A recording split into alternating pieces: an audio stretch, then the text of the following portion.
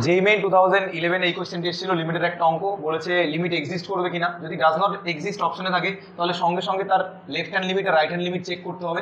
যদি left hand limit right hand limit equal হয় তাহলে বলবো x ইকুয়ালস টু এ পয়েন্টে লিমিট এক্সিস্ট করবে।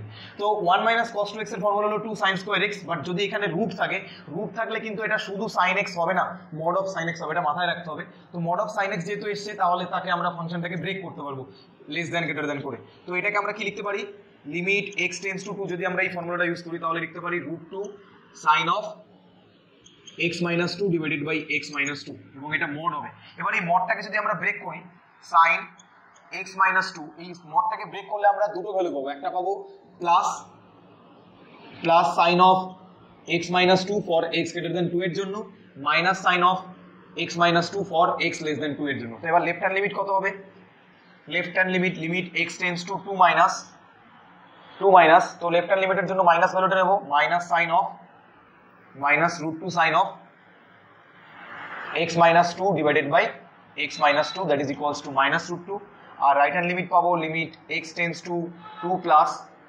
√2 sin of x minus 2 divided by x minus 2, that is equals to only √2। দেখতে পাচ্ছি এখানে লিমিট দুটো ডিফারেন্ট পয়েন্টে কনভার্ট করছে, তাহলে লিমিট ডাজ নট এক্সিস্ট হবে।